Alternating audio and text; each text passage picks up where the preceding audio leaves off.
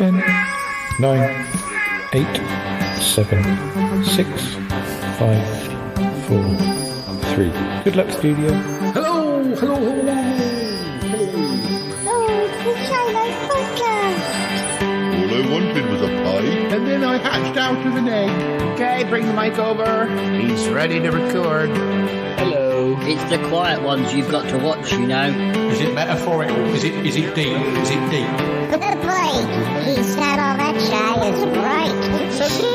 So Blimey, Governor, it's the Shy Life Podcast. Excellent. 608. 608.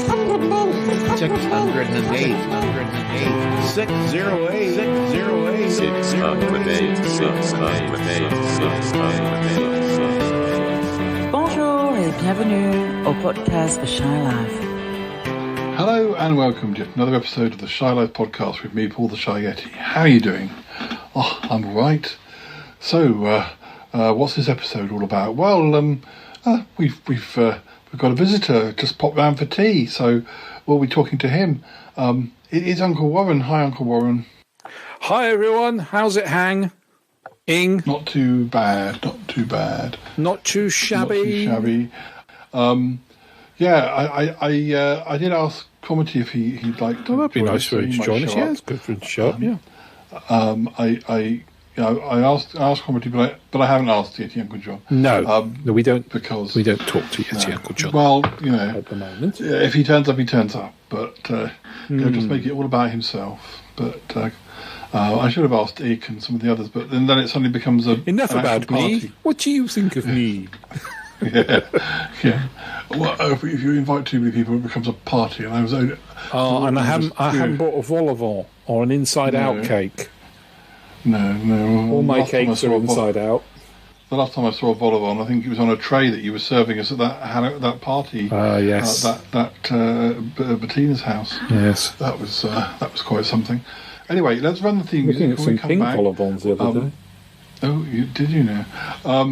Yes, when we come back, Warren and I will be talking about some more TV. No. And, just catching up. So catch that up. Let's run that. Yes, that's right. Let's run that theme. La la. La la la. La la la. Ha. Darling, it's the Shy Life Podcast. yes, well, it's a positive thing, Paul. The High Life, the Shy Life. You won't find a cast of characters like this everywhere. Hello, Paul. I'll go anywhere for a potato. Delicious. Hello, Cappers. How are you? You quite like a Big Bang, don't you? Oh, yippee. Go Shy Yeti. Oh, he hasn't found out my secret. I think he has. If you thought that was bad, just listen to this. Yeah, I am strangely drawn to Yeti Uncle John's ankles as well. Has the Shy Life Podcast slowed down? I don't think so. It's all green and see. Yum. Has anyone seen my hot sausage? Oh, I can't wait for it to begin. It's the Shy Life Podcast. I like that. Yeah. Marvellous, Paul. Hi there. And we're back. We're back in the room. Sorry, Warren and I were just communicating there in our own private language.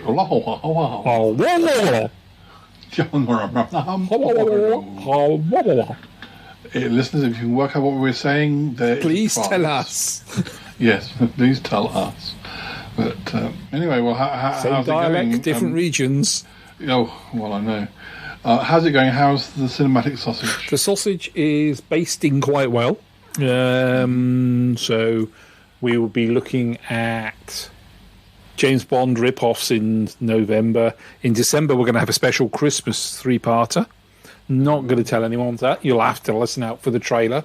And in January, well, I threw a little bit of bait out into the river to see how people would nibble on it. And I might be taking a look at slightly sinister films. 10 Rillington Place. Oh, yes. Yes, people have got very excited about the fact that I put that up. So that's gone down well. And I know that we may have a piece on dinosaurs as well. Ooh. That's all to come in the new year, and then part of the new season. I hear you had winter. I heard you had lots of good comments about your episodes in October. I wonder what those were. They were horror episodes. Some person turned up in the studio with an eyeball. Oh, yeah. And decided to tell me about some young Yeti, I believe it was. I wonder who that He is. came and said, "Let me tell you about my eyeball." Look at my eyeball. My eyeball. And that was you, young fella, my lad. Because there were eyeballs in Eyeball, and there was also eyeballs in Horror Express as well. Yes. Now that was weird. I wasn't thinking of connecting the two, but the connection was there. Yeah. So that was really good. Yeah, there were balls all over the place. Lots of there were eggs all over the stage. Oh, just yes. a minute. Oh, Cromitty, there you are, Scott. For a minute, hello, Cromitty. For a minute, I thought it might be Yeti Uncle John. Oh no! I don't know where he is. I think he has a visitor. Oh dear. Do you mind if I sit down? It's been quite a day. No, it's fine. Come and take a seat. I'll budge up, Cromitty. Come and sit yourself down there. Oh dear, it's nice to see you, Warren. Oh dear. It's nice to see you too, Cromitty. You look rather perplexed. Yes, Yeti Uncle John is perplexing me. I guess I need to explain. I've seen him twice today, and it's quite a mystery. I think I'm trying to make. I cannot make head nor tail of it. But oh dear. You're amongst friends, Cromitty. You sound confused. If just take your time, take time. What happened? You're amongst friends. Yeah. Well, this morning I was down at the shops, and I was, just around the supermarket getting some bits and pieces, and a local VG store. Yes, that's right. I bumped into Yeti Uncle John. He was in the fish counter, and he was with a friend of his. And, it happened something like this. Oh, dum-dum-dum-dum-dum-dum. Oh, hello, Cromitty. It's nice to see you. What are you doing here? Oh, just doing some shopping like you, I expect. Oh, are you with somebody? Oh, yes, just a friend of mine. You've probably heard me mention Coconut Jim before. Hello, I'm Coconut Jim. Coconut Jim. I'm rather tall and slightly slim. I'm Coconut Jim. Pleased to meet you. Hello, my name's Cromitty. Cromitty. Let's dance a jig with Cromitty. Hello, I'm Uncle Jim. No, I'm not. I'm Coconut Jim. You can edit around that. It's nice to meet you, Coconut Jim. I heard a lot about you. I hear you were friends, friends from way back. Yes. I did share a room. Yes. I'm Coconut Jim, and I shared a room. I'm always friendly and like to show a smile. Yes, that's very true. He likes to sing as well, as you can tell. He's very singing, very, very tuneful fellow. Well, yes, but that's very nice. I expect that. You have things to do, so I should probably let you get on with them. Cromitty is a name I shan't forget. Yes, it rolls off the tongue like a... Yes, well... one of those. Yes, like one of those. I'm sure I'll see you in a bit, probably. I'll probably bring him round later, but... we have got a few things. Why, am I going to be unconscious? We don't know about that. I don't know about he's nearly as bad at drinking fizzy water as I am. It gets us right... Oh, dear. Oh, goes right up my snozzle. Yes. I'll let you go. Have a nice time. I just need to go and get some potted meat. Yes. Oh, enjoy potting your meat. Lovely to meet you. Pleased to meet you. Meet to please you. I'm Coconut Jim. Oh, yes. See you later, Cromitty. Oh, yes. He's a nice chap. So you met Coconut Jim. And what was he like? Well, he was like I was saying, very enthusiastic and bouncy and quite tall, and sort of with mad curly hair, and well, I must admit that he was quite a handful. I didn't know quite what to say. He kind of more than the handfuls of waste. Well, it does sound a bit strange, all that singing, but yeah, I guess if Uncle John and him are, they're old friends, and even though he is from the Shame jail days, I don't understand why you're so confused, though. Yeah. Well, this is the thing. I kind of confused. Well, it's what happened later that confused me. Oh, okay. Well, are you going to tell us? Well, could I just go and freshen up? I feel all quite flustered. Do you mind if I? No, fine. No, this has been quite rainy outside. I feel a bit damp. There's nothing worse than being moist, is there? And not expecting to be. Warren and I are going to talk about some TV, so we'll talk about TV and come back and tell us the rest of the story after that. Okay, Paul. Look forward to it. Take care of yourself, and I'll see you shortly. We'll be back soon. Oh dear, he does sound a bit. Well, sounds very confused. I don't understand why. What's going on there? I mean, I understand that Coconut Jim sounds like a bit of a character, but still. Anyway, right. I think we should talk about some TV. I have a list of all the years that we've talked about already, so I'm having to. I thought you could say all the years we've been talking about television. I've got a list of the ones we haven't talked about, so I thought we might begin with 1963. I was -7 then. Yes, I was -10. So, right. You young whippersnapper, you. Oh dear. I think most of the Shy Life podcast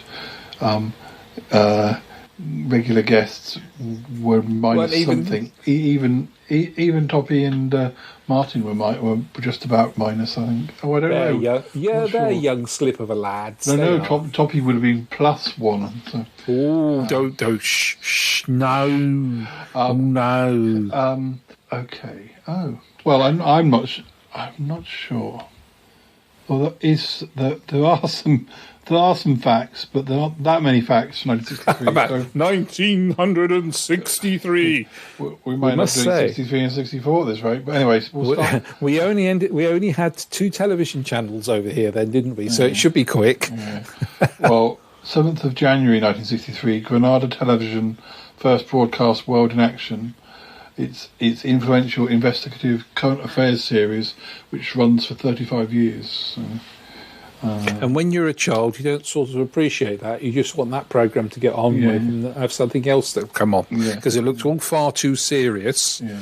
When I remember as a child in the 70s, it was far too serious and all about grim stuff. I've got a bag of grim stuff here. Look at that. It hasn't aged well. Apparently, bulges. Well, 13th of January, the play Madhouse on Castle Street is broadcast in the BBC Sunday Night Play strand. Heavens to Purgatroyd, I lived on our Castle Street. Isn't that the street? I'm not sure.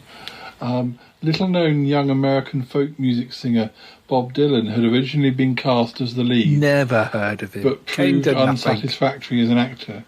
And the play has been restructured to give him a singing role. He gives one of the earliest public performances of Blowing in the Wind over the credits.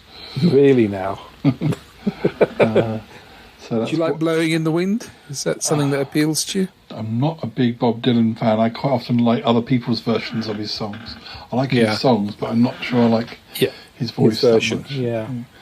Not entirely, not everyone, but sometimes there's only so much. And I do like quite a lot of music from that era, so he's just one that I've never really... I think, 62 sort of onwards in the 60s is a really, really good era for music. But we didn't really have, in the early 60s, that good enough TV programmes to complement the musics. It was a while before Top of the Pops came along, wasn't it? And we had things like 6-5 Special. It looks like... this Madhouse on Castle Street, David Warner was in it, and it's supposed to be. Is he holding a spear? I'm not sure, because there's a picture of some of the cast. He's top billing, but he's not in the picture, the publicity still. So Has he had his head chopped off? Yeah. Oh, poor thing. Yeah. There we go. Madhouse on Castle Street. Comes up. It's one above the list of bouncy castles. Let's see whether it was released for junking in 1968, and no copy of the play is known to exist. Oh no! But isn't that sort of typical, really, isn't it, of programmes of that time? They're sort of ephemeral. They're gone. Once they've been seen once, nobody wants to see them again. You think if it involved somebody who, because by 68 Bob Dylan would be a lot more famous than he was. You think you'd keep it just because it's not often you'd have Bob Dylan doing something on BBC TV. Well, I wonder whether it was sort of junked shortly afterwards, because they would have wanted the tape, wouldn't they? Although it says it wasn't released until... Anyway. Oh no, 68 it was released for junking. It's a weird thing about television, isn't it? But then again, that's the BBC. Would they have thought, oh, bit of music, we got music everywhere, why would we need to keep this particular thing? You should have had somebody in the BBC whose job was to kind of work out if there might be some significance in... Yeah, but that always worries me, because then you could end up with somebody saying, well, let's get rid of this and get rid of that because I didn't really like it. Yeah. Well. And then you get the sort of personal opinions then, don't you? So we may not have ended up with things like Doctor Who, for instance, because they might have gone, oh, that's a kids' programme. You don't want to keep a kids' programme. But by the time that they started wiping Doctor Who, it had been around quite a long time. You think somebody would have gone, well, there might be some use in keeping this, or... I don't know. They all deserve slapping. They should have all gone to jail. They should have been sent to jail. Shame jail. Yeah, definitely. They would definitely have been in shame jail for deleting all those good programs. February, the only thing that seems to happen was the Strabane transmitter opens, bringing coverage to the west of Northern Ireland for the first time. I wasn't there. In March, we have the 8th Eurovision Song Contest. Yay! Do you like Eurovision? I've gone through peaks and troughs, and I was a lot more into it maybe in the 90s and noughties, but maybe in the 80s to a certain extent. But my friend Harry used to have Eurovision parties, which always used to be a bit of an event. And then more recently, I kind of got to the stage where the parties weren't happening, and I was sort of watching by myself, and then it got to the stage where I'd video it or whatever, and flick back through it and watch it, bits of it, or if I hated a song, I'd fast forward, and now I just don't really bother at the moment. But I think it's partly because it's not a lot of these things are more fun if you're in a group. I think it is as well. Yeah, I always used to switch on for Eurovision in the 1970s for the Eurovision slide that used to come up with that little fanfare. Ba, ba, ba, ba, ba, ba, ba, ba, ba. And it'd do that and then I'd switch it off. I always remember the Eurovision records are more, the singles were always more expensive to buy because they were 99 pence. That's so for our American listeners, that's 99 cents would be a better way to put it as well, isn't it? Just under $1. And it always used to amaze me. They were like 30 pennies more expensive than your normal sort of singles. I'm not sure. It took place in... I see. Okay. I was just looking to see... It was staged in London, which usually means that UK won the year before, and I didn't think they had. And sure enough, it says... Girth and Jorgen Ingman were the winners. Yeah, from Denmark. Apparently, France won in '62, but they declined to host it due to financial shortcomings. I think there was a bit of unrest in France then as well, wasn't there? They'd hosted the competition in '59 and '61, and it was the '63 version was the second time that Katie Boyle hosted it. But Katie Boyle. That's a bizarre person to have hosting it, isn't it? Because Katie Boyle, to me, is like an agony aunt. Because Eurovision only happens once a year, I would presume that, and I was never really sure what else she was known for. I presume that she wasn't kept in a box all year round. And should we have a look? I'll put Katie Boyle into my search engine. Hopkins, Boyd. I think she must have done it well into the 80s, I think. But, well, she must be a fit old girl then. Actually, she only died in 2018. She was 91, so she did last quite a while. Well, of all her wonderful film attributes, I would say her best known role will be in an old Mother Riley film. Goodness me. But yes, she used to do things in the TV Times magazine. Maybe I'm thinking of somebody else, or I miss. No, it's got her down. It's got her down here as a presenter of the Eurovision Song Contest. But it says she only did it 4 times, and the last time was 74. So I wouldn't have remembered. But she's probably cheap. But I kind of feel like I associated her with doing Eurovision when maybe that's wrong, and I don't. But unless she popped up, or was sometimes the person who would read the UK results or something, or perhaps there's a difference between hosting it and maybe she appeared on it more than just 4 times, but hosting. Well, here you go. Are you holding on to your seats here? I found out a trivial fact. Whilst hosting the 1974 contest, she wore no undergarments. Good grief. She's got something in common with the famous podcaster Big Fatty there. But, does he not wear underpants when he's broadcasting? No, well, not at any time, I don't think. But, good lad. He goes commando. Now, you'll be familiar with, for when we talked about one of our previous years, in April 1963, there were no events. Nothing happened in April 1963. In May 1963, there were no events. Nothing happened. This seems to take me back to a certain comedy sketch here, yeah. Well, in June 1963, there were no events. Whilst in July 1963, there were no events. Not any at all on any channel. Really? Do you think they were saving up for the big one in November? Well, maybe. In August, Ready, Steady, Go premieres. No, yes. Yeah. Ready, Steady, Go, listeners, was, for those who don't know, it was a pop programme. I was going to say, it predates Top of the Pops by about a year, doesn't it? Top of the Pops started in 64, so I was sort of thought it would have been their reaction to Top of the Pops, but that's not the case. 1963 to 66 was Ready, Steady, Go. Yeah, it didn't last, but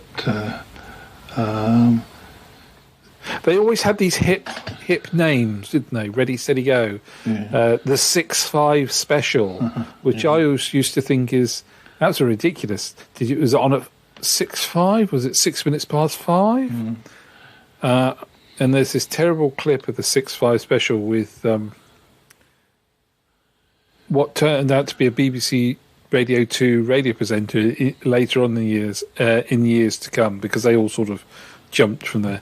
And he does this terrible, "Hi, welcome, it's time to jive on the old 6-5." And he's like pulling a funny face, and you're thinking the BBC had no idea how to do pop programmes whatsoever. Ready, Steady, Go was an ITV programme as well. Yeah.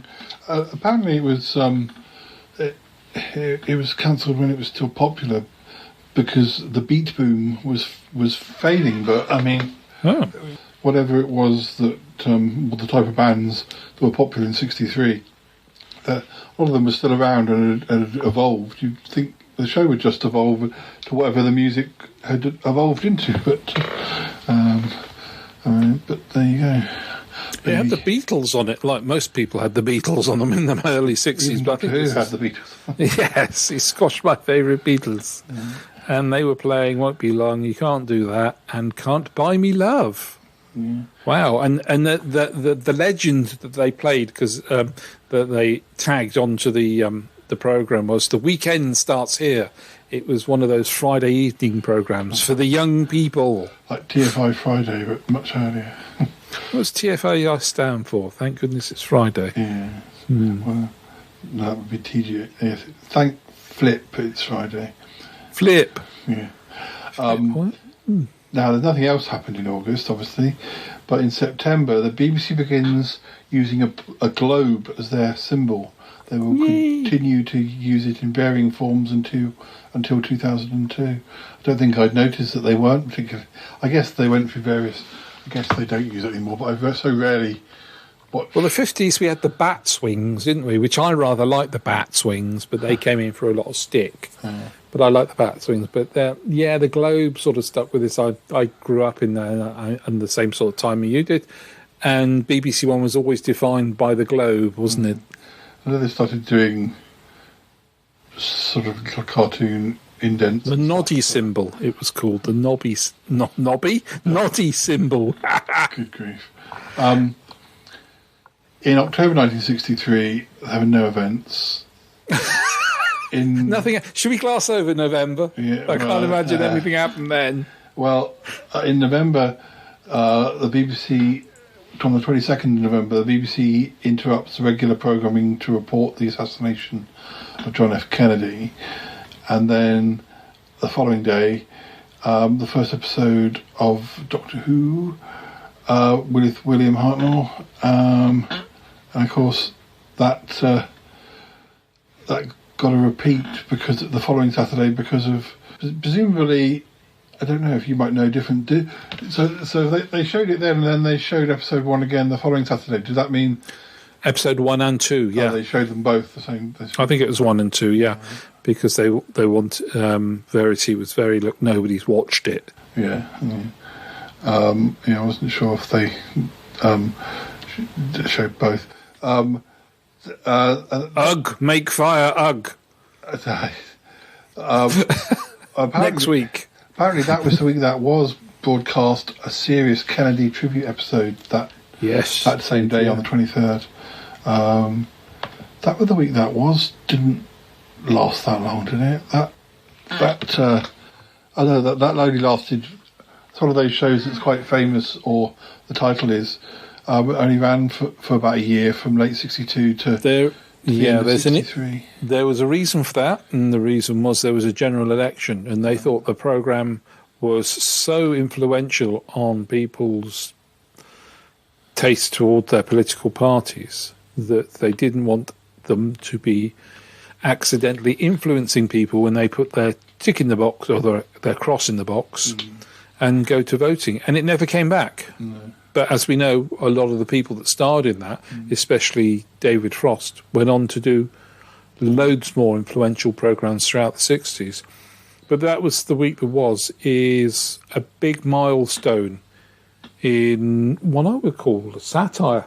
I was having a good chat with Martin the other day about politics, and we were talking about satire in politics. And of course, the first thing that comes up is that was the week that was for television programmes, because that was the biggest satire and the launcher of so many careers there was at the time.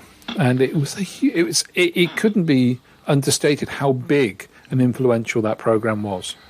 Actually, that is one of the two things that happens in December, is that it finishes. The other thing is on the 21st of December. Sink plungers go up in price. The Daleks make their first appearance on Doctor Who. And an appendage doesn't it? Yeah. Sticky thing. Tries to grab Barbara's whatever. I like that cliffhanger. Do you like that cliffhanger? Because she can really scream, can't she? Yeah. She's got a lovely pair of lungs on her. I don't believe I just said that. I'm trying to see what William Russell looked all right as well. what other shows began in '63. There's quite a few, but I'm only going to read the ones that I want to read.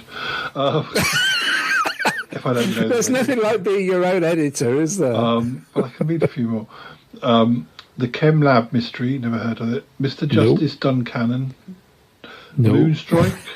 The Desperate People. These only seem to have these are one-off. Been on as one-offs. The Birth of a Private Man. The Sunday Play. The Jane Eyre. The Spread of the Eagle. Probably all these are wiped by now. Anyway, The Spread of the Eagle. The Stanley Baxter Show, which God, I bet that hasn't been, but should have been. That ran till 71. Oh, she's been wiped. Epitaph for a Spy. These are all on BBC. Hornblower. Epitaph for a Spy. I don't think it does exist now. Hornblower, Montpassant, Taxi. Bless you. Taxi. That's not the famous. Oh, is that with Sid James? Yeah, it might be 63 to 64. I think that might be Sid James. Yeah. That some of that does exist. Yes, 63, 64. Yeah, he got a front cover of the Radio Times. Sid James, Ray Brooks, Bill Owen, Ray Brooks, the man with the knackers. The Dick Emery Show. That's 63 to 81. Oh, dear old Dick. Marriage Line, 63 to 66. That's with Richard Briers and Prunella Scales. Yes. Oops. That's a bit. Is that the clip? Have you seen the clip from it where with the pudding, or is that later on in? No, it's not that one. No, that's something to do. Richard Briers seemed to do a series of these. No, I think it was where there's a clip that exists. I think the series a couple of episodes might exist from that series. They're looking at pudding, and it's sunken. It doesn't say clearly which ones don't exist. But it does say that series 1 and 3 were released on DVD. So, that's you do know who created Taxi, don't you? Don't look it up. No, Ted Willis, who created Dixon and Doc Green. Now, I didn't expect him to do comedy because Dixon wasn't that funny. We've also got Citizen 63, Deputy Dog 60 to 64. Deputy Dog. No Cloak, No Dagger, Swallows and Amazons, or at least a version of it. First Night, 63 to 64. What's First Night? That sounds serious. Oh, it sounds like a contemporary television dramas by new writers. Spotlight Southwest, 63 to present. Regional television, yay! The Telegoons, 63 to 64. Oh no, that's god awful. I see those. Andrew used to have a copy of the episodes of the Telegoons. It's such a shame they haven't been lost. Dig This Rhubarb, 63 to 64. Doesn't say what that is. It's in red on this Wikipedia page. So, Festival. Redford, whatever you do, don't watch it. Oh, Festival is an hour-long UK dramatic anthology series. Although some of them are adapted from like Shakespeare, and so I don't know whether they're modernised. That's 63 to 64. Kidnapped. Tellytale, 63 to 64. Boulder's Brass. Laughter from the Whitehall. Doesn't say much about what they are. But they're more than one-off things. Meet the Wife, 63 to 60. What, you're giving the wife some meat? Eat for the wife. 60. Meet the Wife has Thora Heard in it as a tyrannical wife. Oh, that'll be the language on that will be appalling. It's written by Chesney and Wolfe. Oh no, you know who they wrote, don't you? No, I don't recognise it. Oh gosh, no, they wrote on the buses. Take me now, strike me down. Let's see. Oh dear, there's a big long list of things on ITV. To be fair, Hancock did a series in '63 on ITV. Oh. But I don't know. There's all these series of Hancock that aren't the famous ones that keep popping up, and I'm thinking I didn't know anything about these. All these. Well, he did a series in Australia as well, didn't he? I know because I think he did series on ITV at the same time as he did the famous ones on. Because I'm sure some of those have come out recently, but BBC Television presents. Yeah, I don't really know anything about this 63 series, but of Hancock. Hancock. We've got Badger's Bend. Do they now? Yeah. I'm glad they do. They won't be able to get round corners. Dimensions of Fear. Once Aboard the Lugger. Best of Friends. World in Action mentioned that. Twilight Zone. Well, that's not. That's more of an import. Once Aboard the Lugger. Yes, don't know. It doesn't say anything about that. 24-Hour Call. Beverly Hillbillies. Oh. They're obviously buying a lot more American shows on ITV than they are on BBC. Well, America was very big for that, wasn't it? Because when America started, when ITV started broadcasting in 54, 56, 54, 56, 56. Their first cop show was Dragnet. They brought over a lot of American series, and they stole a lot of ideas, didn't they, from America, like General Hospital and Emergency Ward 10 as well. Beverly Hillbillies. I always forget Beverly Hillbillies ran for nearly 10 years, like sort of Bewitched did, ran to the early 70s. The Planemakers, The Human Jungle, Space Patrol, 63 to 68. Oh, yes. The Des O'Connor Show, 63 to 73. Never mind. Stars and Garters, 63 to 66. The Love Story, 63 to 74. That's anthology. Sergeant Cork, 63 to 68. Sergeant Cork! Sergeant Cork! Sergeant Cork! A Little Big Business. Oh, yes, really. Put some paper down. Burke's Law, that's another. Oh, Burke's Law, yeah. Strangely enough, as soon as you said Burke's Law, when I was a child, my mother had a list, had a stack of 45s, and one of them was the theme music to Burke's Law. I have seen some Burke's Law. And Burke's Law... He drives around in a Rolls Royce, doesn't he? Doing nothing and solving crime. His sidekick ended up being the main guy in Land of the Giants later in the 60s. But I think it had a certain element of, or maybe some of the later episodes, this had a slight quirkiness. I remember there being an episode where to do with either flowers or greenhouse, and there being some Venus flytraps, and they were clearly puppets. Oh, Venus flytraps! Sorry, I misheard that. Yeah, yes, yeah. And they would. Yeah, there was definitely the odd quirkiness, but then whether that was maybe that was a later episode, and maybe the Avengers and stuff had sort of made it more quirky, or whether it was always quirky. I'm not sure. Was it the guy who played Burke who was in The Adventurers, the ITC show as well? Oh, I think you might be right there. Yeah. I think he was an American gentleman, wasn't he? Gene Barry. Gene Barry, yeah. Yeah. Spelt with a G. Yes, but I think he was in The Adventurers. Sure he wasn't the Baron? There's lots of people now shouting it. No, he wasn't in the Baron. I can't hear you. Yeah, The Adventurer, 72 to 73. Of course, he was War of the Worlds, wasn't he, as well? I knew there was something important that he was in 1953.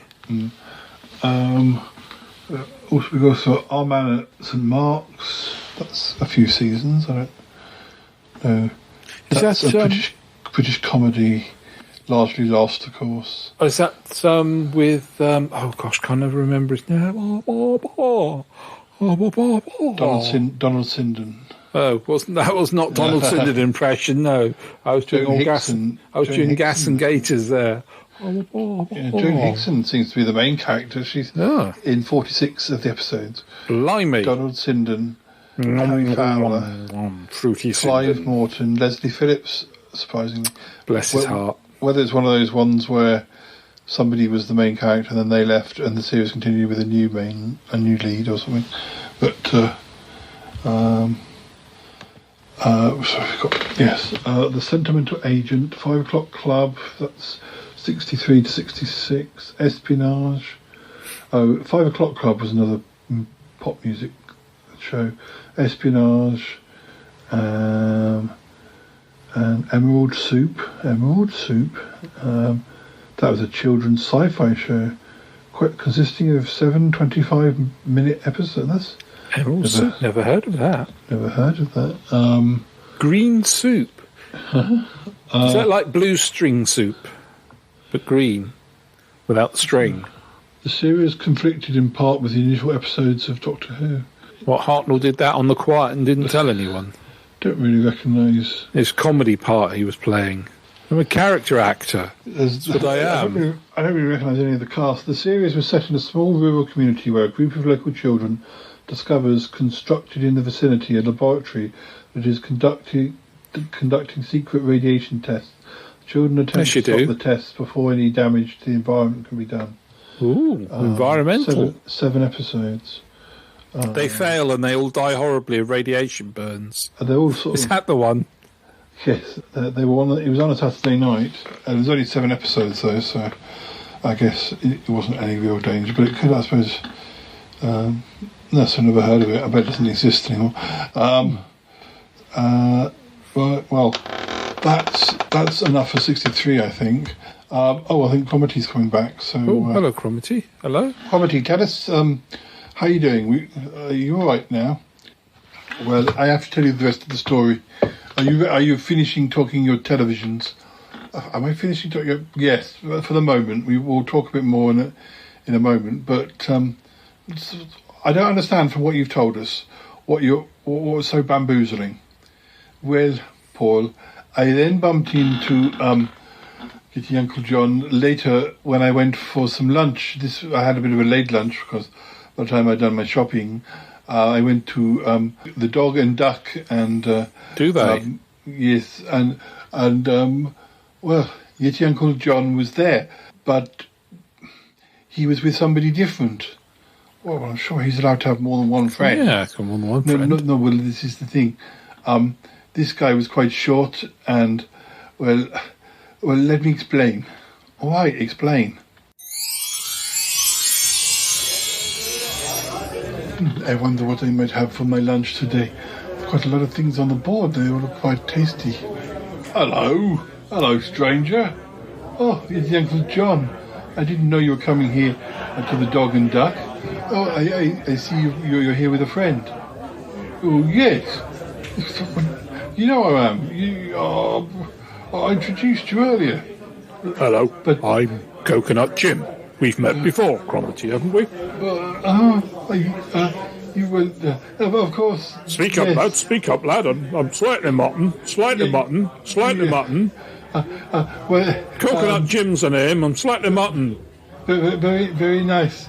I didn't expect you to be here. That's all. I didn't expect you to be here. Yes. Well, yes. We hadn't decided where we're going to eat, but I think there's room in this pub for both of us. You can come and join us if you like. Oh, more than welcome, lad. More than welcome, lad. Welcome, I'm not lad. Sure. I think I may have left my phone in the last shop I was in. I need to go back and get... What is he saying? It's been very nice to meet you. I hope you have a nice lunch. Oh, is this something we said? 4:30. Oh dear. I'll see you later. Oh, who are they? Dear. Oh dear. I don't know what's going on there. I don't know. I'm Coconut Jim. I'm short and stout. Look at my tummy. It's bigger than... Yes. Whatever rounds the He's not always stout. like that. Don't worry. Forgive him, Coconut Jim. He's a nice guy. He's just a little bit stressed out. Golly. So, let me see if I understand what happened. You met Yeti Uncle John in the Dog and Duck with this guy who didn't look like the guy that he'd been with before. Exactly, yes. But he said it was Coconut Jim. I didn't understand it. I don't understand. I just totally lost it. I didn't know what to say, and I just sort of hurried out. But I feel it's a bit stupid, but I don't understand it. I mean, how can that have been? How can a short, the fat guy with a deep voice be the same guy as the guy he was with in the supermarket who was tall and high-spoken? High voice. No, I understand. It's a bit of a mystery. It is a mystery, that one, isn't it? A mystery we should get to the bottom of. Yeah, well, I think Warren's right, but we need to go and speak to Yeti Uncle John. I wonder if he's still with Coconut Jim.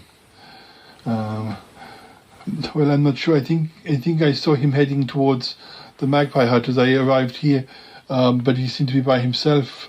Oh, okay. Look, Warren and I need to talk about another TV year, and then we'll go over there with you, and we'll work out this problem. We'll sort it out. Okay. I'll just perhaps have a lie down. We won't be too long, but yes, perhaps you should. All right. Oh dear. That sounds rather peculiar, doesn't it? Yes, I know. That's very strange. I don't know how to explain that. I mean, maybe they were just playing a joke on him or something. I'm not sure. Look, I've got another TV year. I thought we could go for 1979 this time. I think more things might happen. I hope so. Can't guarantee. Well, people weren't seeing in black and white in 1979. They were seeing in colour. No, but I think there were strikes, weren't there? But anyway, right. That was the trend in those days, wasn't it? You weren't anyone unless you were on strike. Yeah. Actually, rather like today. Yes. January the 2nd, 1979, BBC Two airs the first episode of Michael Wood's groundbreaking history documentary series In Search of the Dark Ages. Ooh. Have you heard of that one? I don't know that I have, but I'm not sure that not heard of that my sort of area of expertise. But no, that one, no. Scratch his head, get splinters in fingers. Also in January 1979, the debut of the game show Give Us a Clue on ITV. I did used to watch... I watched that. Did watch Give Us a Clue sometimes, but I saw that recently it's come out on DVD. I'm not sure... You little plugger. You little plugger, you. I'm not a plugger because I didn't buy it, but I was. I'm a person plugger's mate. Well, I was more like, gosh, I don't know that I'd ever want to watch those. There's archive TV and there's archive TV. I guess it's probably quite amusing if you're in the right mood for it, but it's probably fun. But I can't imagine, wanting it myself. But no, I see the clips and I go, oh, that's nice. I mean, the only thing you get it for is celebrities. That sort of, it's the celebrities and those wonderful warm memories of watching something that's quite innocent, really, isn't it? Actually, I wonder. This DVD box set. I wonder if it's just best of or what it is, because there's 324 episodes on ITV and 30 on BBC. I'm not. Does it BBC as well? Apparently, much later in 1997. When they resurrected it. But I'm not sure. I never really thought it. I just kind of presumed it was a manageable. Well, obviously that box set that came out isn't going to have all of those. So I'm not sure. This is the trouble. I'm a bit of a sort of a magpie when it comes to the TV shows. I think I've got no interest in, and then I'm suddenly I'm kind of interested in the facts, and then it's going, I'm buying them. But no, if you hear that I've bought Give Us a Clue on DVD, then come round and slap send you. me to Shane Jail or something. I'm sure Michael Aspel wouldn't begrudge you buying it. Yeah. Well, I suppose we should explain to listeners who don't. Give Us a Clue. It was like charades, basically, wasn't it? where you had two teams, and I always remember Lionel Blair was on it, and Una Stubbs I always remember being on it, but I'm sure they weren't on it for the whole run, or maybe they were. I think they were. Doesn't have a cast list. It should have that's the sort of thing I like on a Wikipedia page. Hundreds of thousands of well-known celebrities. Apparently, the first series was not networked following the launch of morning programming on ITV. There was no money. Is that what they're saying? There was no money. Well, it looks like at some point early morning TV took everything. It looks like it was, I think the original run was 79 to 91, but and then they sort of had a revival. The 3rd of January, the children's series The Book Tower makes its debut. Do you remember that tinkly music at the beginning? Yes, I remember that, because Tom Baker presented it first. Yes. I think that's sort of when I remember. But then he sobered up and got another job. Yes, later presenters included Stephen Moore, Alan Armstrong, Neil Innes, Roger McGough, Bernard Bresslaw. Bernard Bresslaw, really? Yes. Heavens to Murgatroyd. Bernard Bresslaw did it in '87. And in 1988, each episode featured a different presenter, including Victoria Wood, Nick Wilton, Margie Clark, Wincy Willis, and Timmy Mallet. Goodness, no wonder it got hacked. Wincy Willis. That's quite. Well, of course, Wincy Willis became better known for Treasure Hunt after her original stint. I quite like Wincy Willis. Yeah, I liked her on Treasure Hunt. The US police series Chips makes its debut on ITV. The long-running game show Blankety Blank makes its debut on BBC One. Appearing tonight on Blankety Blank. Please yourself. They had. I can't remember when, because Les Dawson took over. It was Terence, Terence E. Wogan, and then it was and then they had Uncle Les, and then when they resurrected it for a second time, they had Paul O'Grady. No, it wasn't though, was it? It's it's Lily Savage. You know where Lily Savage first appeared, don't you? First appeared. The character Lily. Well, didn't use that name. Yeah, was in the bill. In the bill during the 1980s. Yeah, Terry Wogan did Blankety Blank from 79 to 83, and Les Dawson from 84 to 1990. I always remember Kenny. It was always dangerous to have Kenny Everett on the programme because he would break that. He had like a wand microphone, and he always used to bend his microphone, didn't he? I did like Blankety Blank, and also it's one of those shows where I probably couldn't really choose between Terry Wogan and Les Dawson. They're both really good at doing it. They had the right sort of style. Because it was a terrible programme, really, it was. It was cheap. And the prizes was just derisible. It was just the fact you appeared on it. It was the enjoyment of appearing on the programme with so many, what we would have said as everyday stars, wouldn't we, which appeared on the television quite a lot. But there's lots of different versions of Blankety Blank, even if it doesn't quite have that name, all over the world. I sort of don't quite know when, where it started from, really. But I'm sure there's American versions. I think it is American. I think it's American in there. Yeah. End of January, Thomas and Sarah, the spin-off of Upstairs Downstairs, makes its debut. It runs for only one series.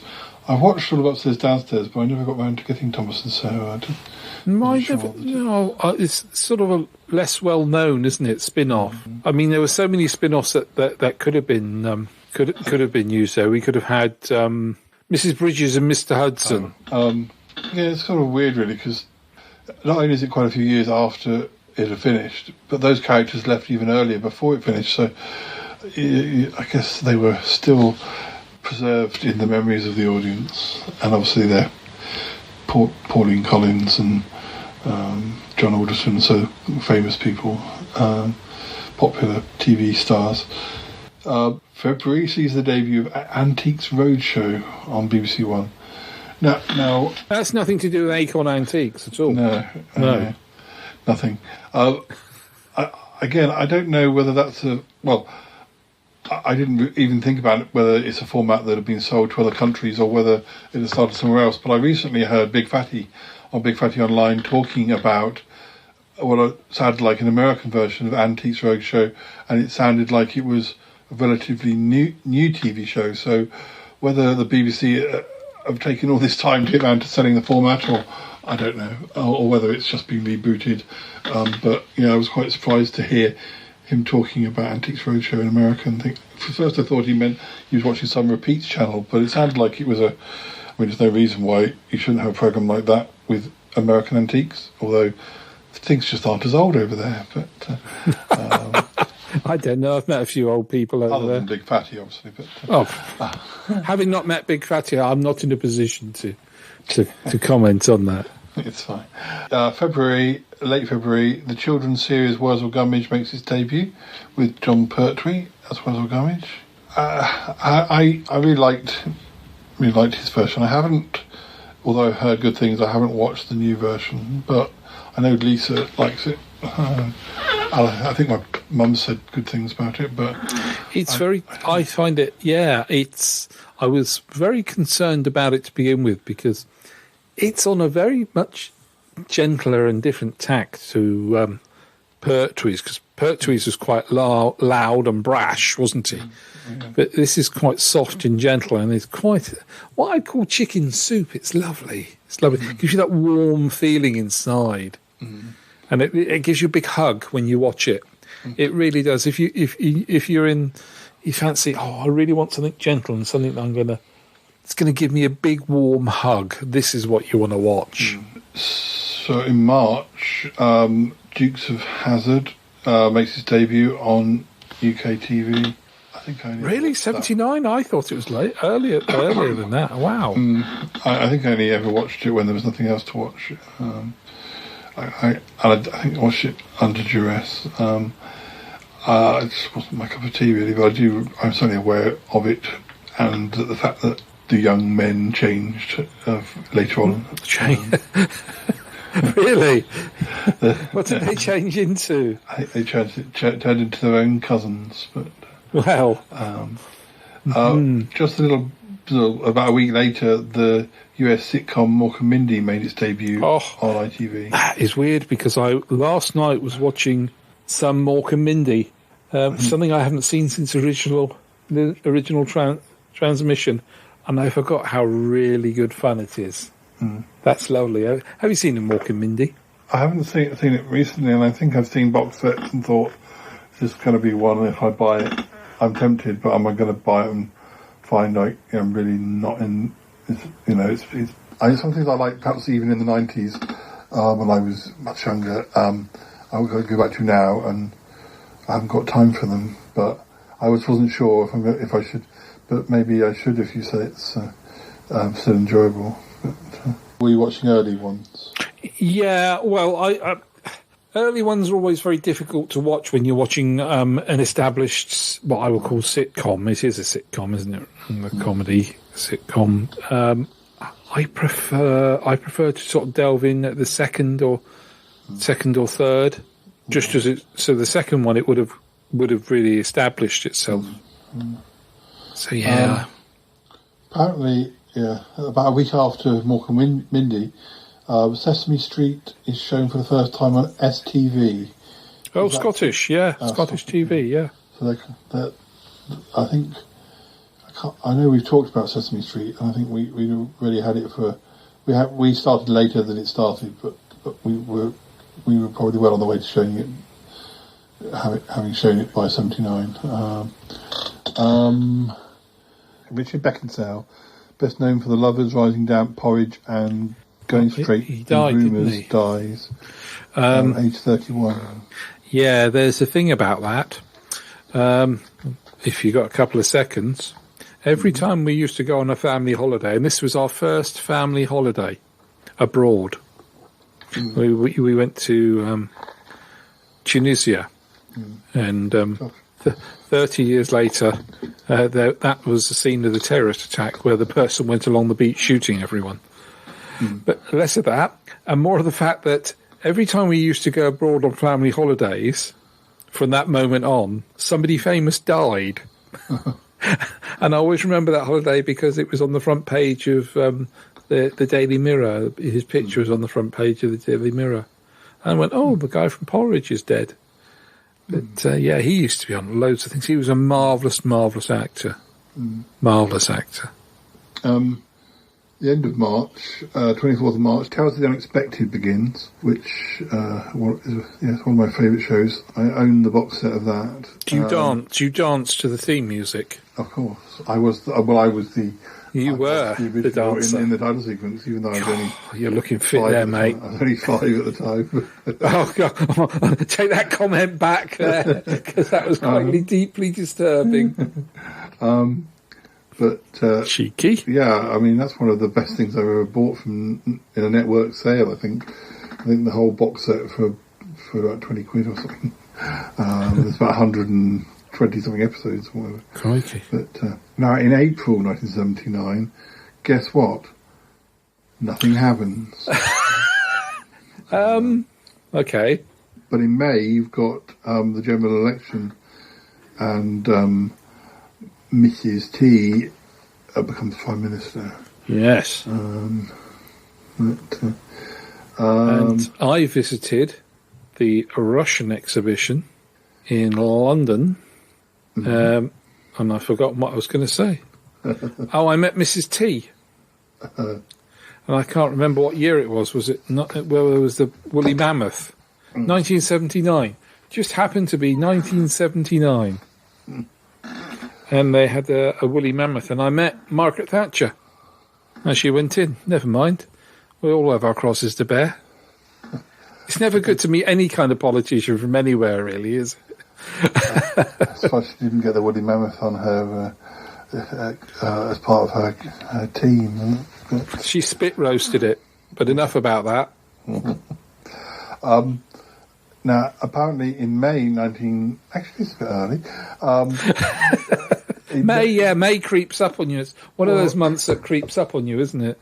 Well, it's the 21st of May. John Craven's News Round, which had been running since 1972, goes on its summer break. 21st of May is early to start your summer break. Was that the special assignment type thing, or because they had something like that, didn't they? Well, it just says that when it returns on the 10th of September, it sounds as if John Craven's News Round ran for a certain amount of time of the year, then had a break, but after that summer break, it never had a summer break anymore. It ran all year round. So I had a love-hate relationship with John Craven's News Round anyway. I quite like John Craven, but I was never that keen on news then, no more than I am now. But it was always the thing that was on before something more exciting that was happening afterwards. But, unless it was Blue Peter, which I didn't like that much either. I like Blue Peter more from the historical point of view, like this presenter did it from this year to that year, or more than I actually like the programme. I guess I like episodes of Blue Peter when there's Doctor Who involved, but I'm not sure. Blue Peter was fine, but then I hit that age where I sat there watching it going, it just didn't appeal to me. It had no appeal to it. But then again, I was in that horrible transition age of going from sort of 11, 12 into a teenager, and television. I was very picky about my telly. I don't know. Did you have a funny transition where you got picky? Yeah. Well, I think so. And also, in the same way, I read kids' books that you were supposed to read at school, and then as soon as I could get away with it, I jumped onto like Agatha Christie. Or when I was about 10 or 11, You jumped onto Agatha Christie? Well, no, she was long dead. Poor lady.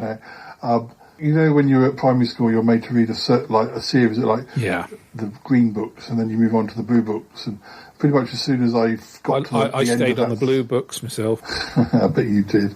Once I got to the end of that scheme, I was jumping on to reading adult books, really. But I think because of Joan Hickson and Miss Marple, I was reading Agatha Christie books when I was 11 or 12 or whatever.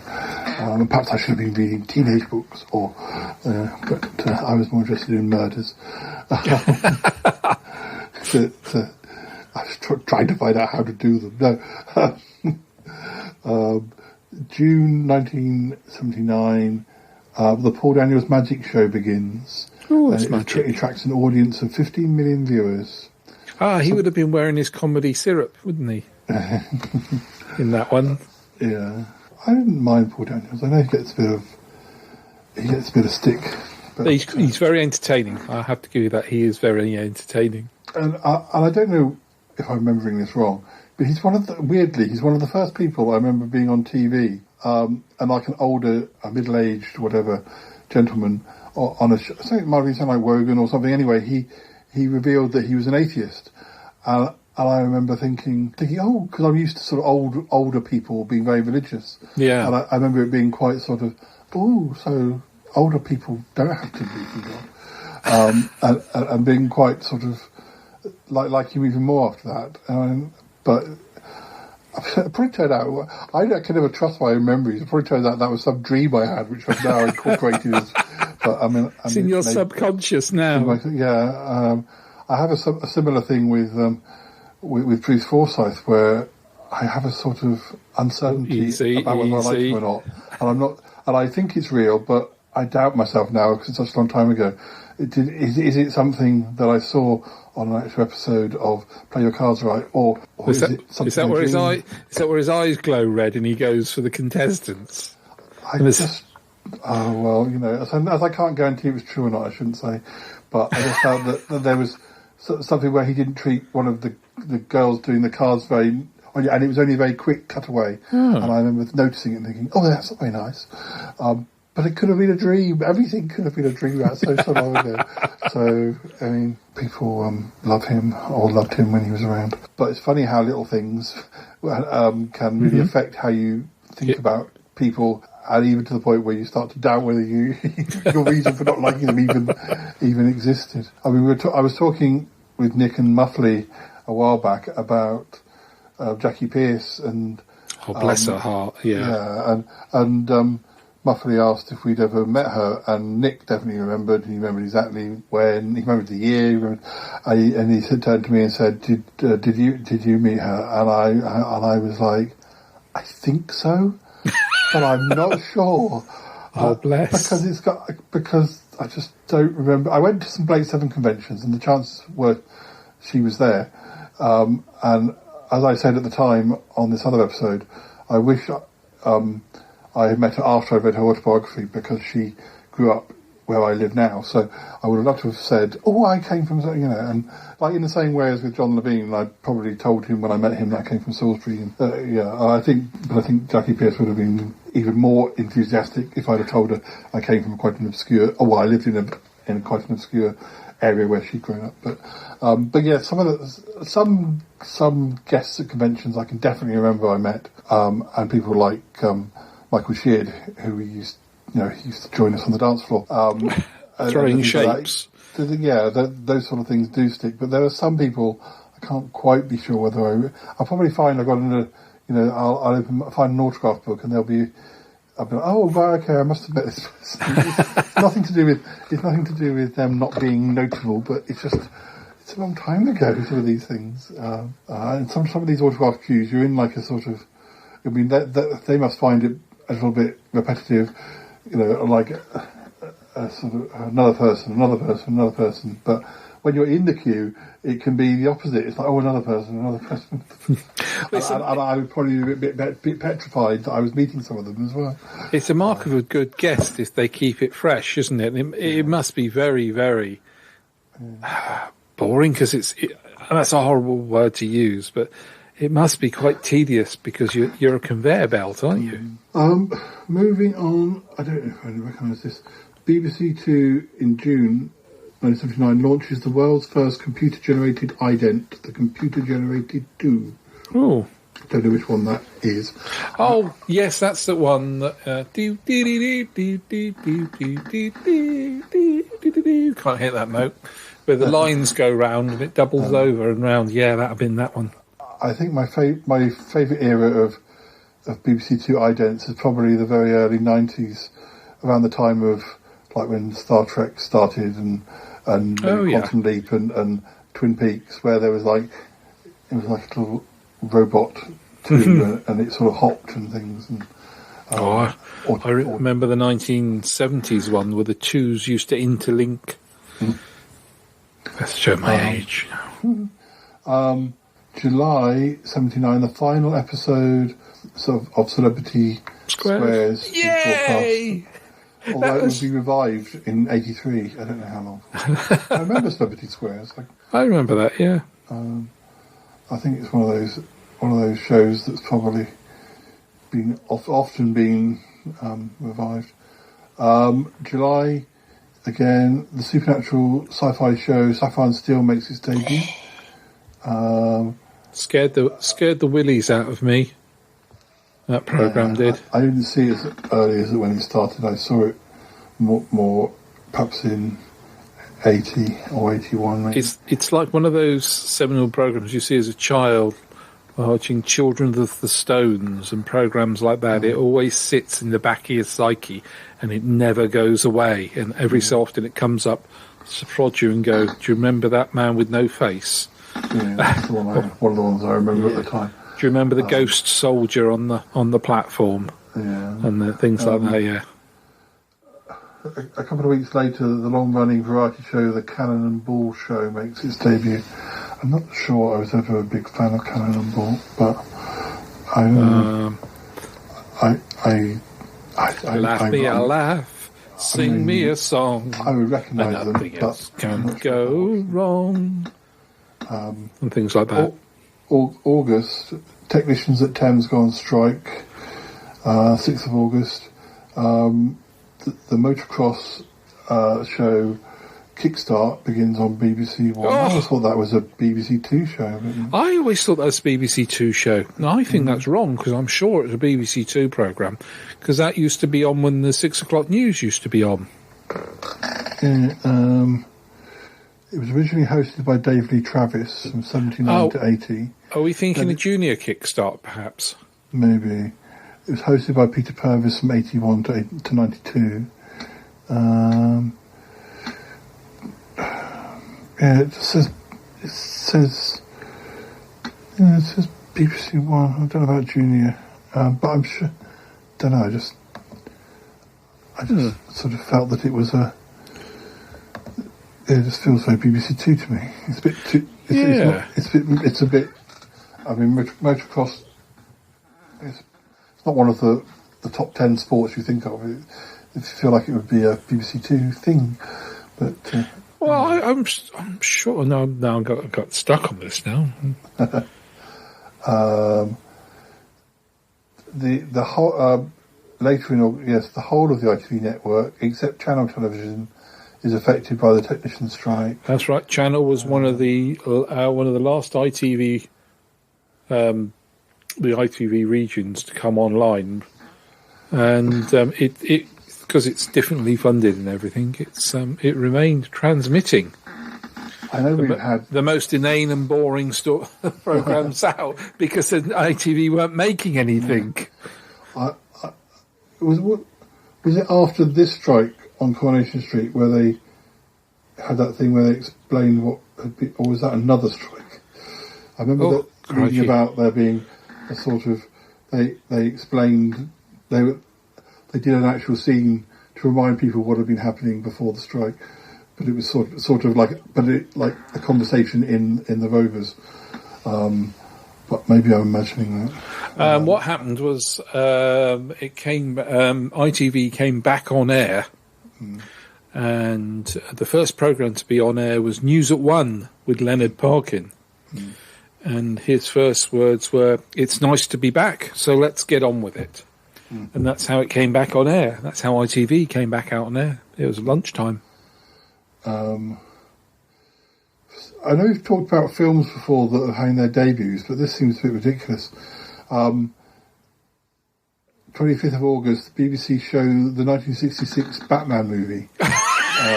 When was that? Sorry, August. Did you say August? That would have been school holidays then, wouldn't it? Middle of the school holidays. But you think it would have had a debut before? Apparently, it had been shown on a few ITV regions before this, but not as a network. Not sort of. So it's his first network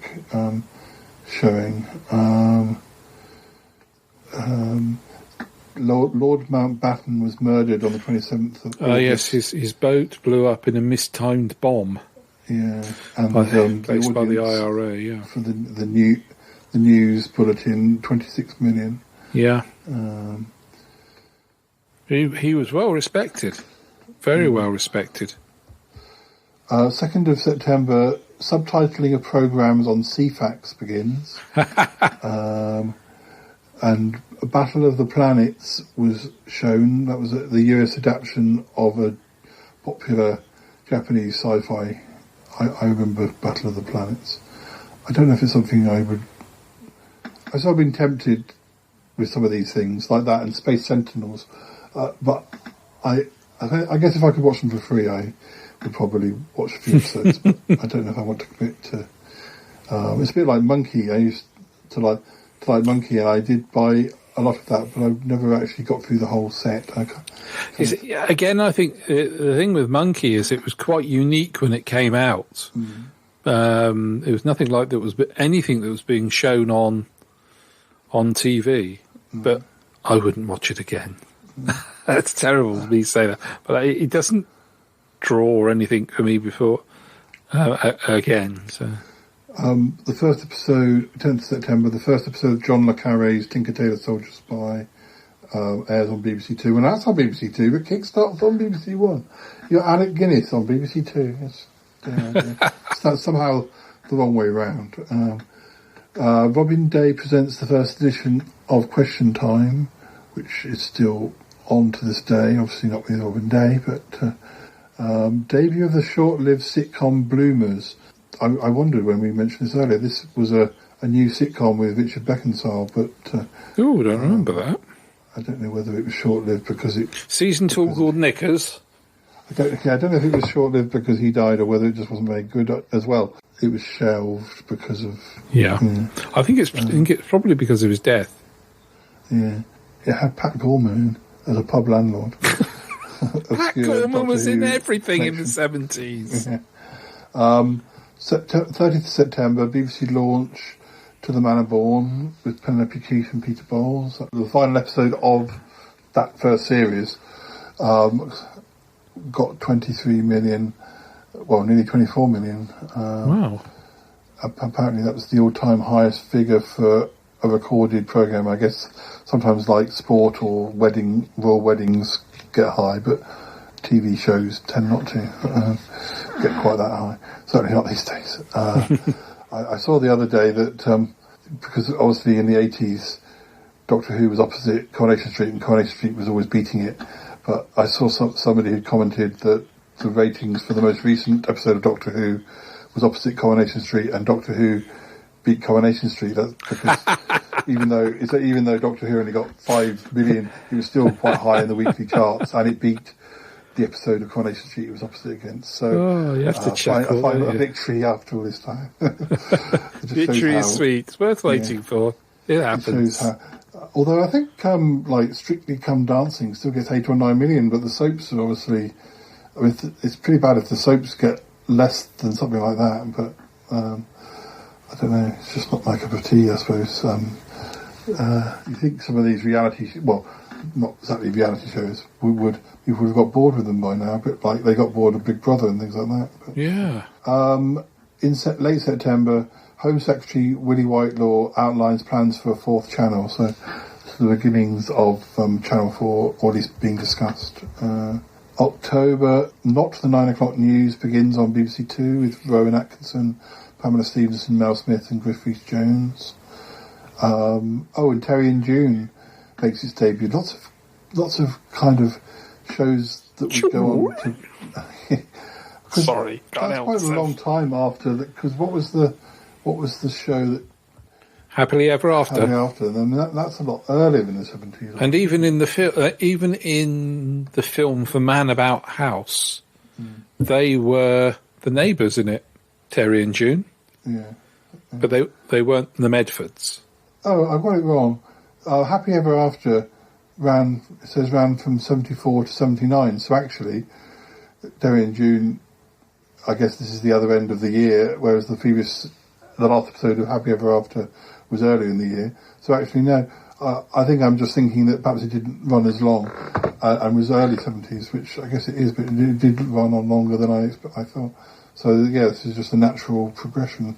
After the strike ends on ITV, you've got Quatermass, or the Quatermass conclusion, or whatever you want to call it. Isn't that really dark? I must admit, really, really dark. I used to, when I first saw that, I was quite impressed with it. Now, as I've got older, I can't binge watch it because it is so dark. And it's actually sat in a cupboard somewhere. It's not something I have on my shelf. I've watched it within the last year or 18 months. But I think... It's quite depressing. I do like it, but I kind of like the earlier half of it more than I like the later half. Yeah. I think it starts off really interesting and... It gets a bit tedious after a while, yeah.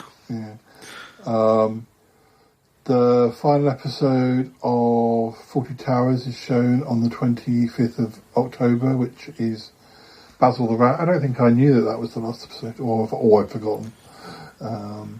Basil the Rat, but the series had been about since the early 70s. It was just stretched out, wasn't it? Yeah. The first episode of Minder starts in late October. And we mentioned Monkey. Monkey makes its debut on BBC Two with dubbed English dialogue because it was a Japanese martial arts fantasy show. 16th of November. BBC One airs Gawain and the Green Knight. Yes, a film based on a medieval poem. I'm not sure I've been watching that. The big film of Christmas Day in 1979 was The Sting with Paul Newman and Robert Redford. Oh, yes. I didn't know it was I guess I know it was it's described as a crime caper, but is it they're con artists, aren't they? I've never seen The Sting. I don't know if it's a film that I should watch. ITV's big film of the day was The Three Musketeers, starring Michael York and Oliver Reed. Oh, I don't think I fancy either of those for Christmas Day. What, you don't fancy Michael Reed or Oliver? Michael Reed or Oliver? Okay.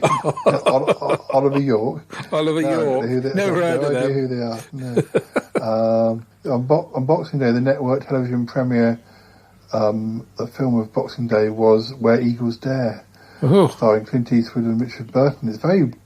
Martin would have liked that. Martin would have liked that. Christmassy films, are they? Although yes, they are. I'm the first person to say you shouldn't have to have a Christmas film on Christmas.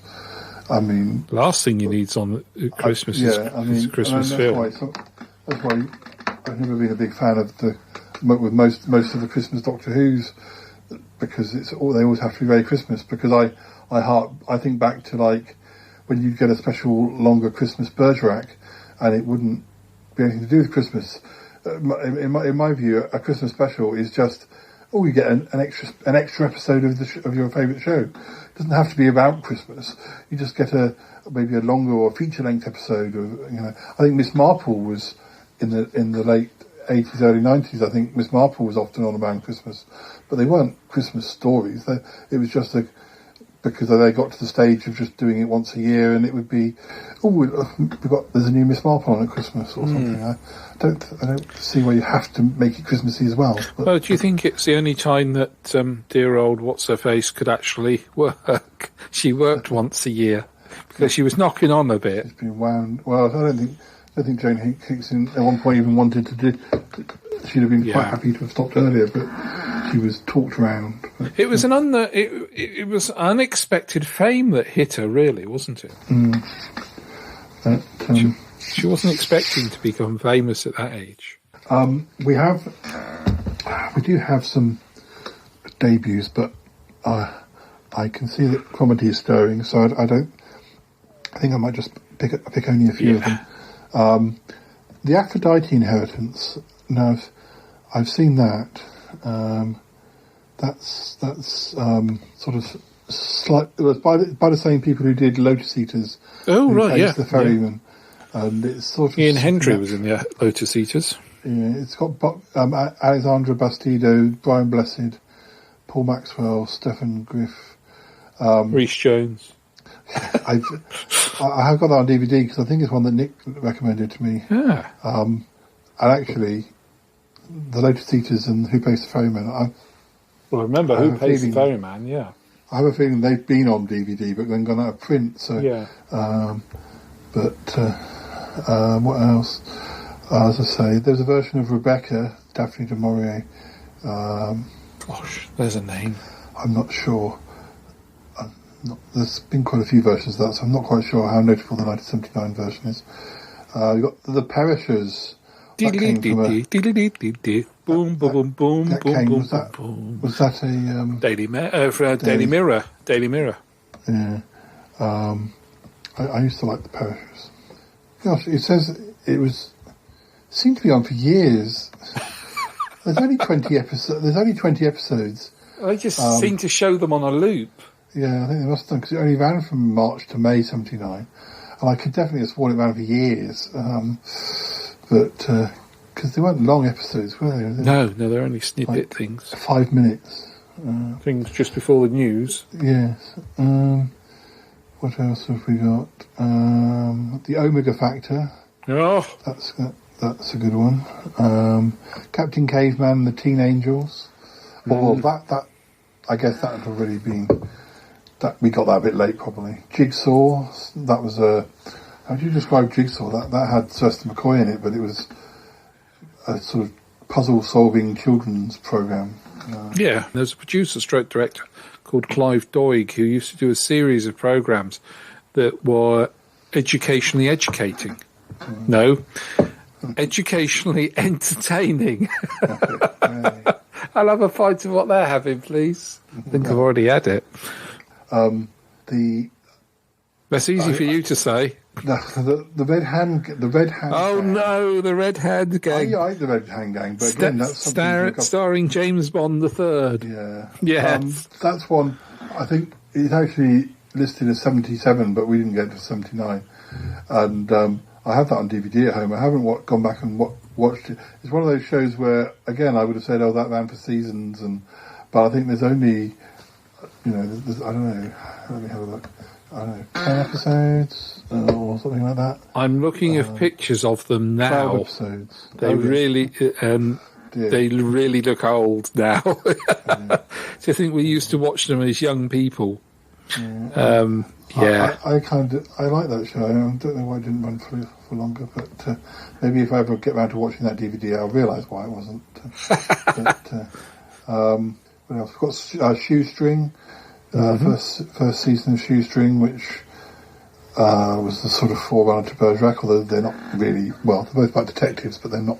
It's a weird, one's a police officer in Bergerac, isn't he, from Bureau de Change, which is a made-up name, actually.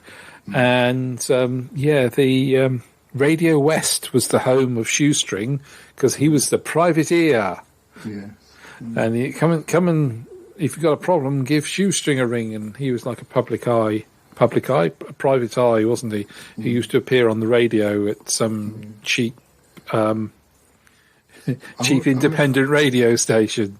I'm always having to stand up for Bergerac because people always say, it's not as good as Shoestring, but I like Shoestring, but I don't think it's as good as Bergerac. And also, Bergerac had longer.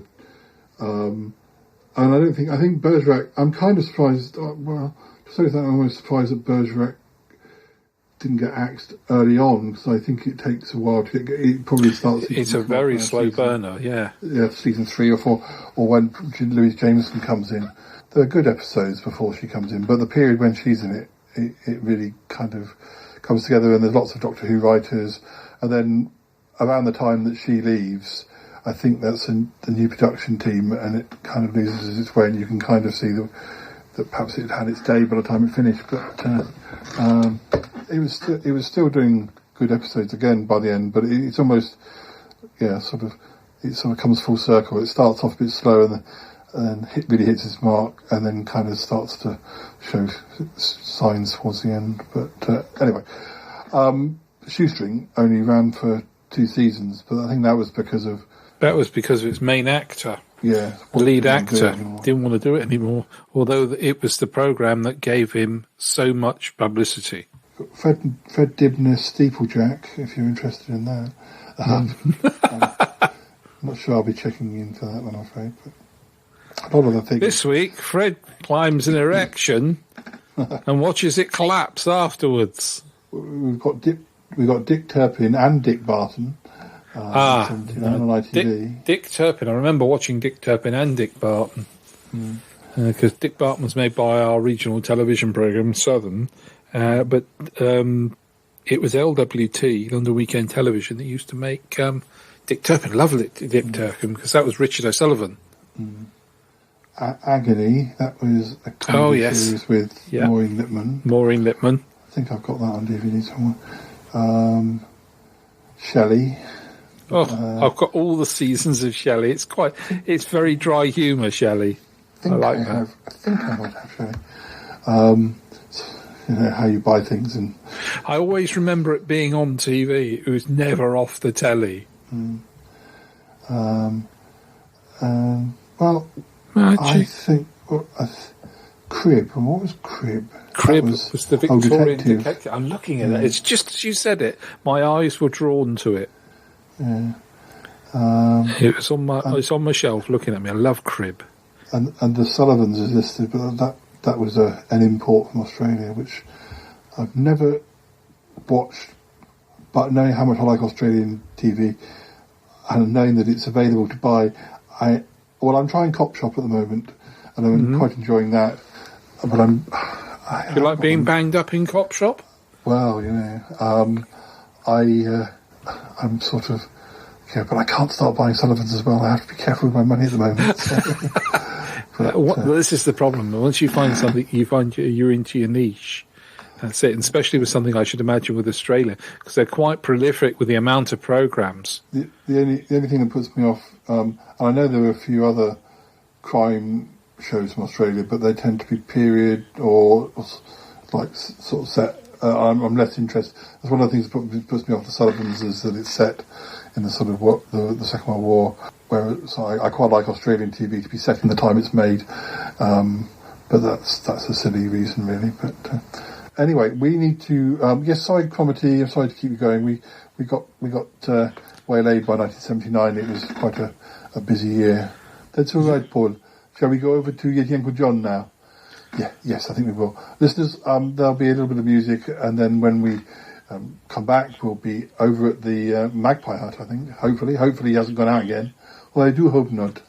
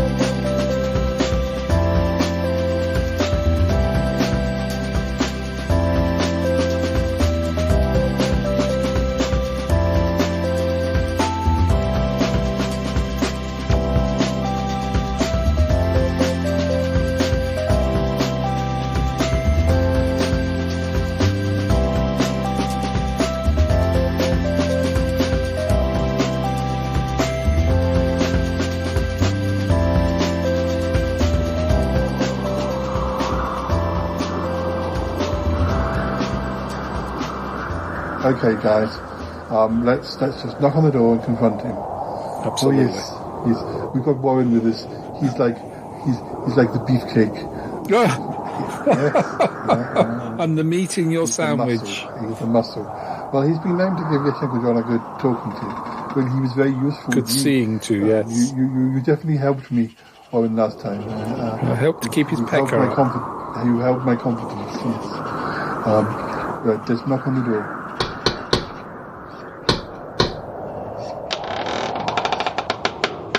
Who's that? You're scaring the magpies.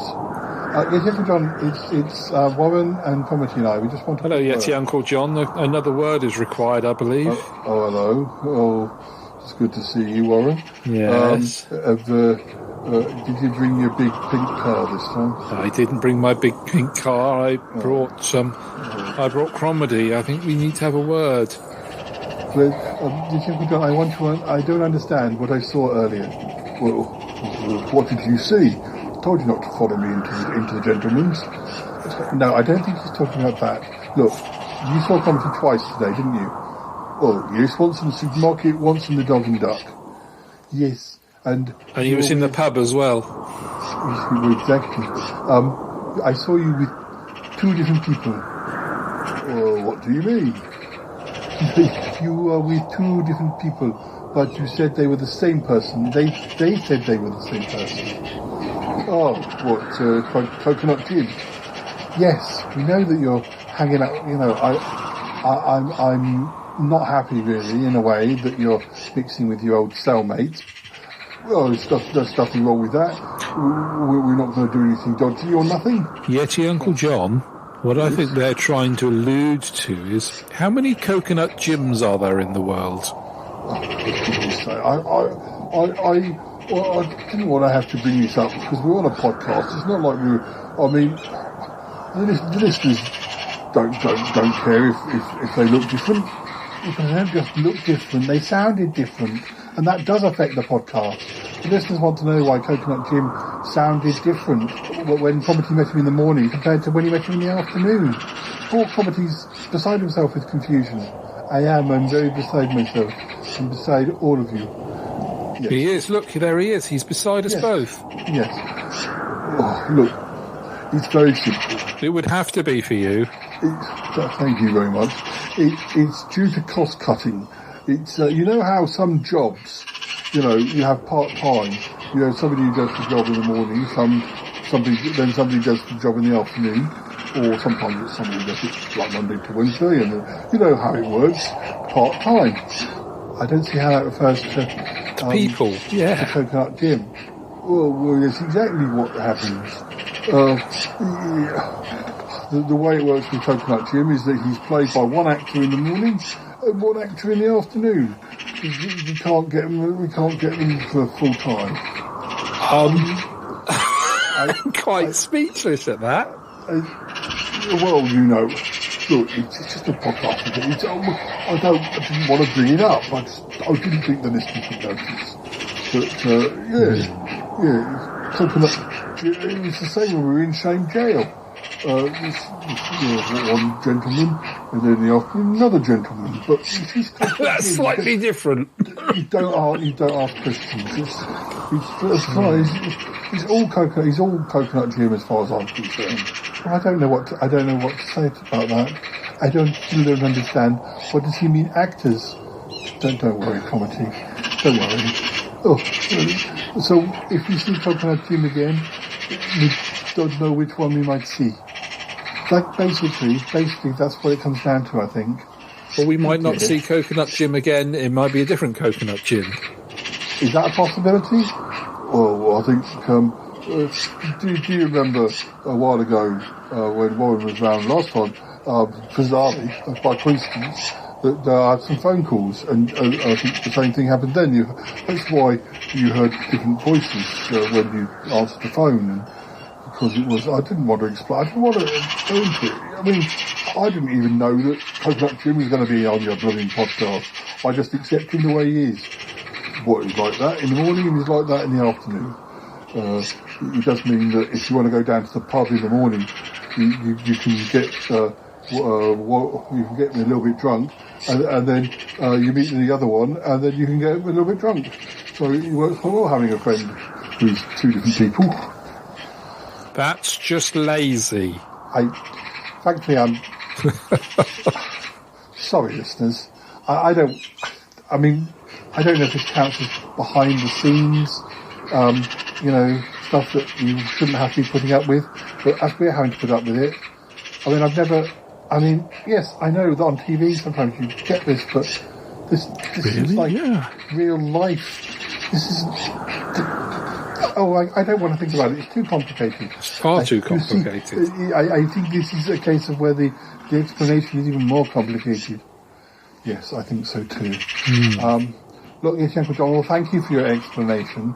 We'll just try and keep our distance, I think. It might be best. But please, don't let him get you into any trouble, and don't get him into any trouble. No, of course not. I wouldn't do that. No, never. I'm a good lad.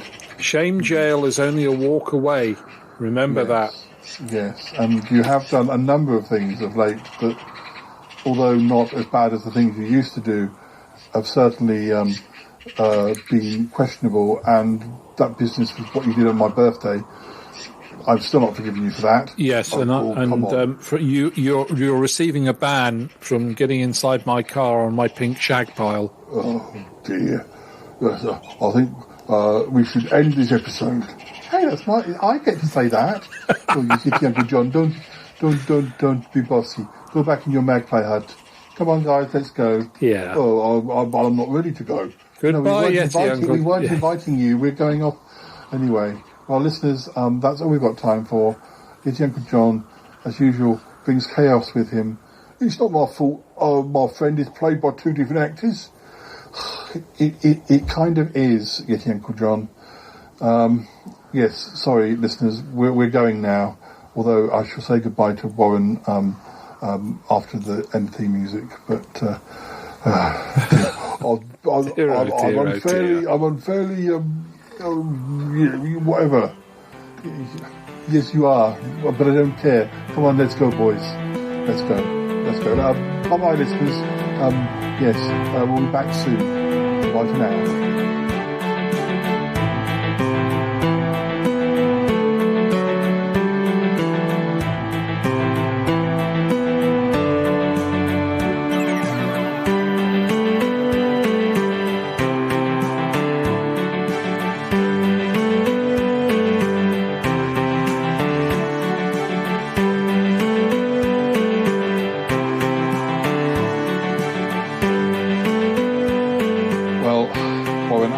Sorry that you got involved in this. That's all right. It's quite a mystery, wasn't it? I can't fully explain it. Do you think it's because he hasn't got many friends that this is the only way he can extend his circle of friends? I think it's almost like it's a cliche of prison dramas where people get out and they bump soap on a rope. Well, they bump into old cellmates and more trouble ensues, which is what I'm kind of expecting, that there'll be something troublesome that occurs. But I don't know. I can only hope that he doesn't get into trouble. I don't know, out of the two of them, who is the worst influence, or the three of them, or the one of them. Oh, I mean, I just don't know quite how this sits. I know sometimes we do episodes where, fiction and fact and fiction blur, and I've never encountered it quite in this situation. Blur? Where a character is cannot compute. I can understand why comedy is so confused. Poor lad. I know. But, I suppose... will you have a quick word with him before I'll have a quick one before we go. Crompty! I can hear the theme music coming, so let him get his let him get himself composed, and you can speak to him after the end theme. Okay. Oh dear. I hope next time you come over, when we talk about more TV, there isn't more drama. There's always drama here. It's great to visit for the drama, stay for the drama, enjoy the fun. I guess it wasn't too dramatic. It was more problematic, I suppose. And poor old comedy getting systematic. Yes, absolutely. Too dramatic.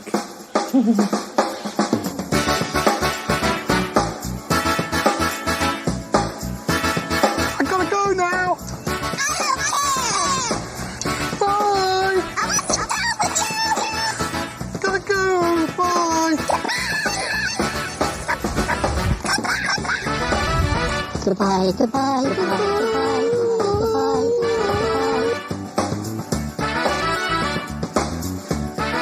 It's been good, but yeah, definitely time to come home now.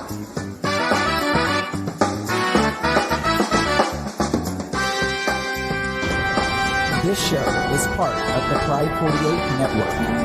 Find more shows over at pride48.com. What's going on now? Oh, it's the Shy Life Podcast. Let's go. I have a voice. I have a voice. You have a voice. You have a voice. We have a voice. We have a voice. Unique voices in podcasting. UnivazPods.net. Oh, Warren, I still don't quite understand what's been going on here. What do you think Uncle John has got himself involved in? I think he's greedy. I think his Yeti Uncle John, as usual, is being greedy. He wants more than one friend who's the same person. Then he can be lazy in remembering people's names. I guess it could work quite well if you sometimes you ring up a friend and they say, I know I'm not available, I'm doing something. But if he rings up Coconut Jim, Coconut Jim might say, well, I'm really busy, but the other me isn't, so you could meet him. It's the ultimate friendship, isn't it? The friend will always be there for you. I just hope that they don't both turn up on the same shift. So do I. It was most. Well, at least there was an explanation. It makes no sense, but at least. Well, he has to be careful. It'll come back and bite him where he doesn't want it to be bitten. I thought, yes, I mean, you could have. It's bad enough having a falling out with a friend, but when that friend is two people, then that's double the trouble. Absolutely. Unless one agrees and the other one doesn't. I mean, he's stuck in the middle, isn't he? Is there a consensus of what two ends don't meet? Yes. Are they allowed to have different opinions? That could be very confusing. What if you make plans to go to the cinema with one of them, and then you're thinking too hard here. You're thinking too hard. But then you might go and meet the other. You might go ring up and say you want to go to the cinema, and then when you go to the cinema, he doesn't show up because the other one didn't want to go, and it could be very confusing. Well, at least he's not my friend. I don't have to think about it. No, you look after yourself. You're looking very well, I must say. Oh, thank you very much. Dear, here comes Yeti Uncle. You're looking very well too. Oh, thank you. What are you two talking about? We're not talking about anything. It's a private conversation with me and Warren. He's about to take me in his pink limousine. Oh, is he now? Oh, he's just doing that to make me feel jealous. Well, I can tell you that it has worked, and I am jealous, and I'm going to go and see my friend stroke friends. You're stroking friends. Yeah, no, we don't do that. We strictly no touch policy. We lived in a cell too long.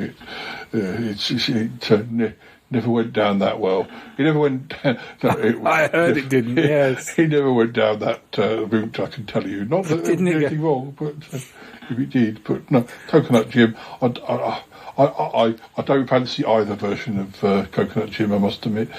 One of them is too tall and one of them is too short. Oh, well, come on, Cromitty, let me come and show you my shag pile. Yes, we should go. I don't want to have this conversation anymore, Yeti Uncle John. Well, nor do I. I'm going to see my friends, whichever one's available. Oh dear.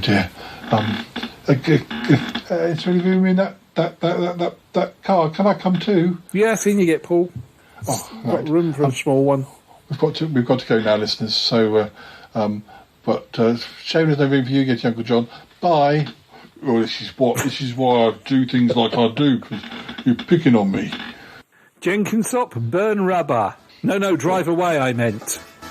Oh, this appalling behaviour.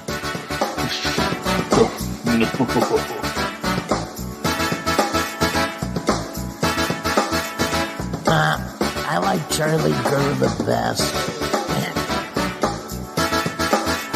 Oh yeah, that's perfectly normal. On the Shy Life Podcast, perfectly normal.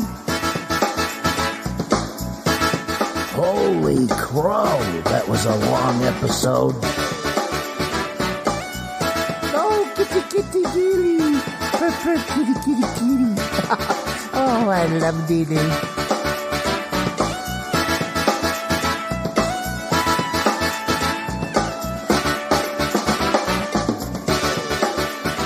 I was discussing this with Paul the other day. We did a discussion on politics. With Martin? And Do you mean with Martin? No, with Martin. You can edit around that, can't you, Martin? Yeah. Paul. Just do your lines again if you want. Well, I'll do that again then.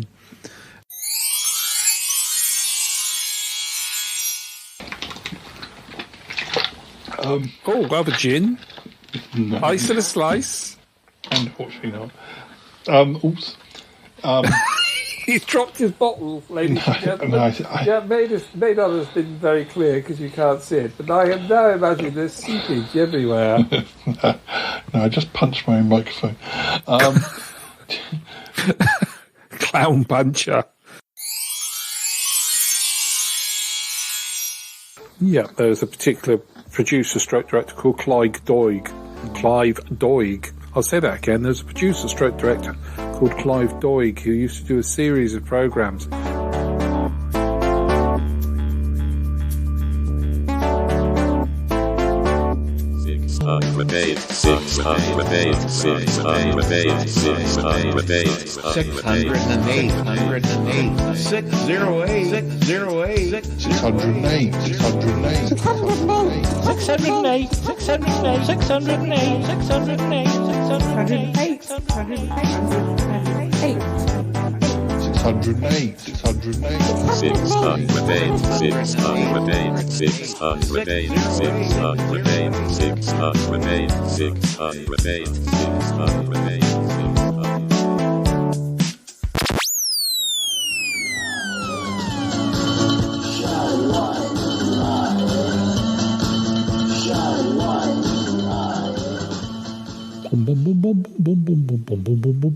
Mr. Sandman, sing me a song. Boom, boom, boom, boom. Oh, my I just burped.